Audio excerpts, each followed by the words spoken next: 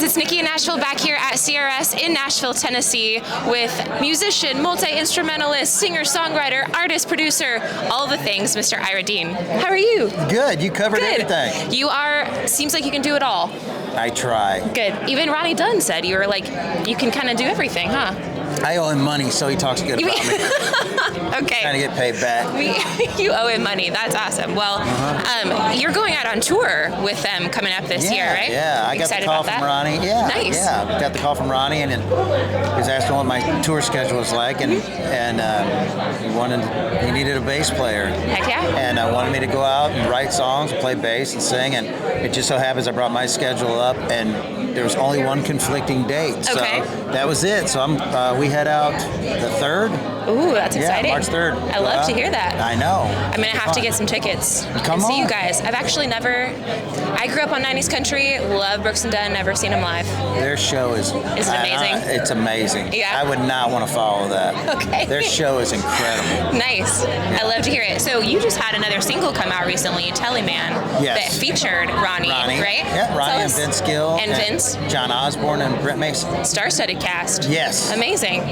Tell anyone who doesn't know what a Teleman is, what that is. Oh, well, kids, way back in the day when I was young, country music was was based around the Telecaster, the Fender Telecaster. It's the twangy guitar you hear in Merle Haggard songs or Johnny Cash songs or Buck Owens and so I grew up playing a Telecaster. And then Teleman came, and so I called the best Telecaster players I knew, which was Vince Gill and John Osborne and Brent Mason. Heck yes. I love to hear it. I listened to it and watched the video, and it's super cool. Oh, thank you. I love it.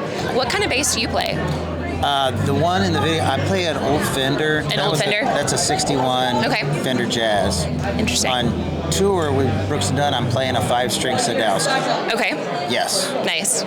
I'm kind of a Fender act like guy. I know what that is. Yeah. I'll go look it up after this, and I'll show everybody what that is. Yeah, my boyfriend plays a Thunderbird. I think it's just like one of those. I know. Gibson Thunderbird. Yeah, that's he must be a rocker. He is. Yeah. Yep. Rockers. He probably loves Nikki Sixx. Motley Crue, Guns N' Roses. Yeah, the bass player from Motley plays a Thunderbird. Oh, does he really? Yeah. Who's your favorite bassist of all time? Any genre? Oh my gosh, there's so many. I'm a big fan of Jaco Pastorius. He was with Weather Report. I'm a big fan of Victor Wooten. I'm a fan of Michael Rhodes, was probably my favorite. He passed away. He's a great Nashville session guy. Yeah.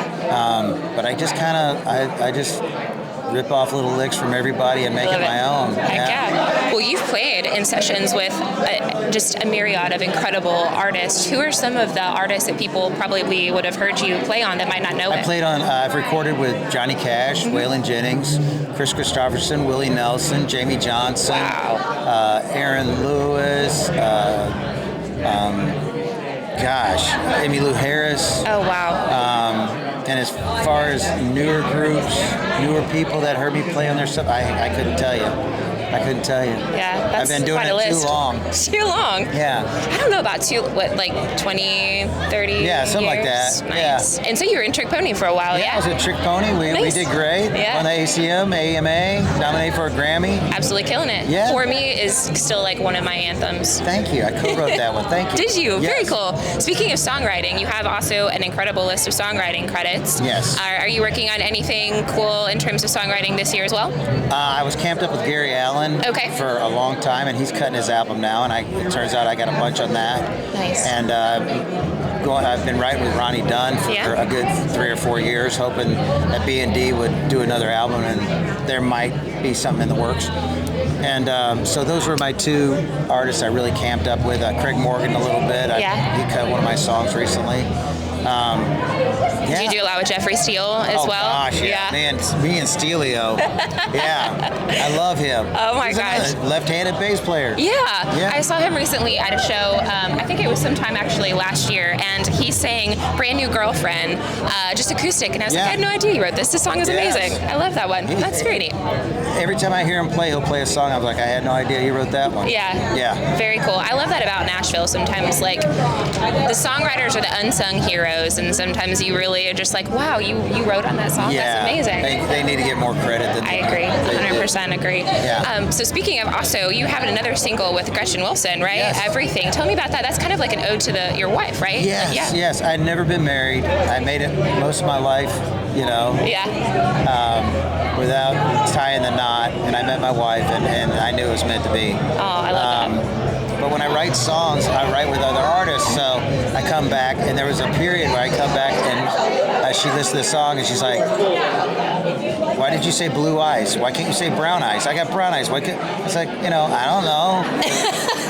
Their wife must have had blue eyes, so we put it in there. Yeah. And so this kept going on and on. And then it became a joke of, are you going to write about brown eyes today? And so I ended up writing a song called Everything. I just wrote her own song. Yeah. And I surprised her and sang it at the wedding. And we got married in Cinnamon Hill, Jamaica, at Johnny Cash's house out there. Congrats, that's awesome. And John Carter affiliated the wedding. But I sang it, and the label loved it. We ended up recording it, and the drummer on that, little side note, the drummer is Steve Ferroni from Tom Petty and the Heartbreakers. Tom Petty? Yeah. Cool. He played on half the album, but I called Gretchen and said, me and Gretchen have known each other forever. Long time, yeah. And so I called her wonderful. up and was like, we've never recorded together. You gotta do something together. Yeah. Back in the Trick Pony days, Heidi had to get vocal surgery, so I called Gretchen, and Gretchen sang the scratch vocals for us to track to. Oh, heck yeah. Yeah, way back in the day. So yeah, I've known Gretchen forever. Oh man, and I love Heidi. She's also so good. She did, yeah. She's got a powerhouse voice. Oh my gosh, I love to hear that. So are you close to the Cash family? I feel like they're very influential in your career. Yeah, John Carter. I formed a band with John Carter when I first came to town. Okay. And I was getting ready to move back home because I couldn't make a living. And John Carter invited me over to the house. He was still living with his parents. Mm-hmm. I had lunch, and I basically never left. They let me stay there. They adopted you, yeah. June said I was the stray dog they fed that wouldn't leave. Oh, man. And so I stayed there, and he had multiple houses in town. And finally, they gave me a duplex across the street from the Cash, right behind House of Cash Museum. There's a duplex on 16 acres that just sat there that they own, and I ended up staying there for a long time. Yeah, I think they just wanted me out of the house. Well, at least they gave you your own space, right? Yeah. So it's still very close. Oh, yeah. That's I'd come over and eat and leave. Yeah. There you go. It's like the adopted cousin, adopted uncle, The uncle that won't leave. Uncle that won't leave, yeah, right. that was me. I'm not leaving. I love that. That's awesome. Well, who are some of your inspirations? I'm assuming Johnny Cash and anyone else that you really just like I'm a huge Merle Haggard fan. Merle? A huge Jerry Reed fan. Oh, yeah. Mac Davis. Waylon, the country stuff. Buck Owens. Yeah. And as far as the rock stuff, I'm a huge Aerosmith nut. Okay, there you go. I don't think they make them better than Aerosmith. No. Steven Tyler's a beast. Oh, he's so cool. And I love the Beatles, and of course Paul McCartney because he was a bass player. And he's the reason I play so many instruments. I remember being a little kid watching Paul McCartney and Wings on television, and they showed him playing drums in the studio and playing. And I was like, so I don't just have to play one instrument. Yeah, you can learn them all. So I started playing everything. That's so cool. Everything. So really everything. Everything. So everything but wind instruments. Everything but wind. I gotcha. I could never figure that out either. I don't think I have the lung capacity for that. I don't either. I breathe through raisins, apparently. There we go. Yeah, tiny itty bitty little lungs. So it seems to be, and I kind of stalked your Instagram for this question, but it seems like music was something that you shared with your father. Yeah. What's something, like if you were to kind of go back and turn on the radio in a truck together, what are some things that you would listen together? We listened to, by the time I was 5 years old, I was riding my dad's Cadillac. He had a yellow Cadillac, and I knew all the words to every Haggard song. He loved Haggard, and he loved Chet Atkins, and we listened to him. There was 8-track back then. Yeah. And he used to bring me these parties because I guess it was kind of cute seeing a 4-year-old kid singing "Tonight the Bottle Let Me Down."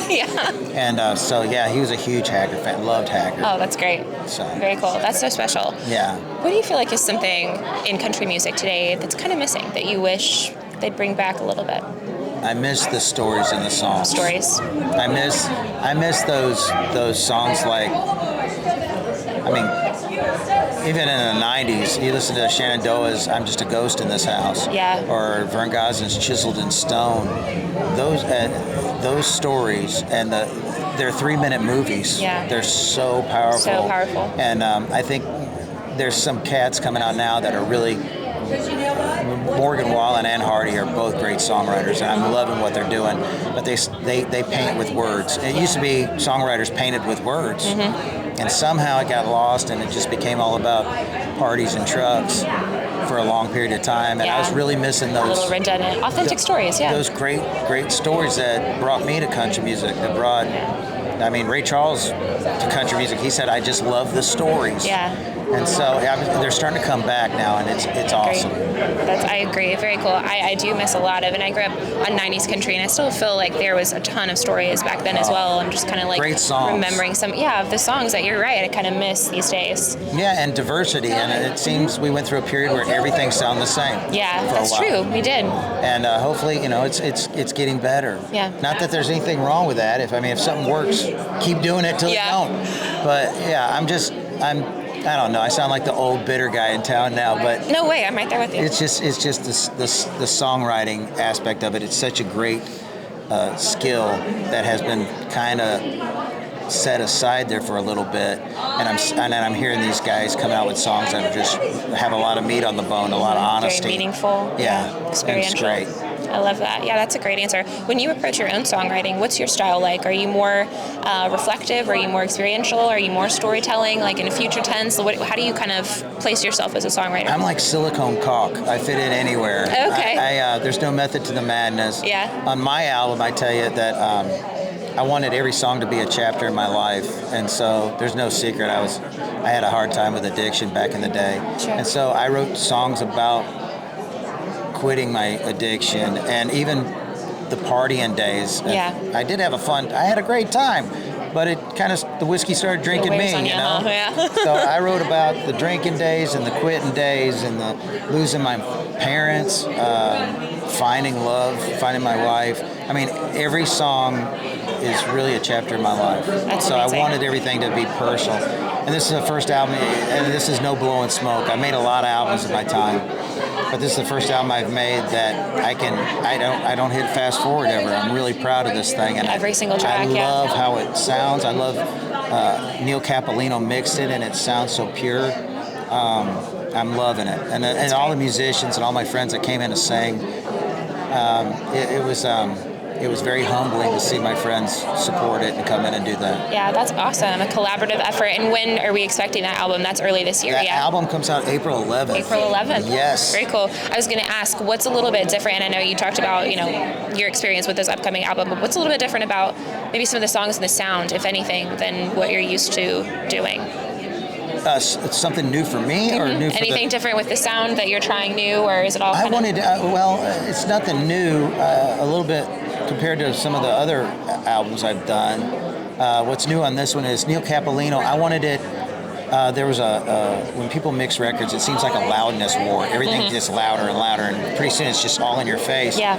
And I wanted this thing. Neil Capolino mixes Alison Krause's stuff. Okay. And it has. She's beautiful voice. And I just wanted to float and not give you ear fatigue. I want you to be able to concentrate on the lyric and not just the kick drum in your face. I hear you. So it's very lyrical driven. So this is very storytelling too, like you're saying. Yeah. Yes, I wanted people to pay attention to the lyrics as much as the groove and everything, and not have the drums all up in your face. And it's very reminiscent of old Southern rock records or old country records. Yeah, that's amazing. Title of that one? Title's called I Got Roads. I Got Roads. Yes. Out April 11th. Make sure you pre-save when that's available. Yes, and stream everywhere. Yes, coming please up. do. Amazing.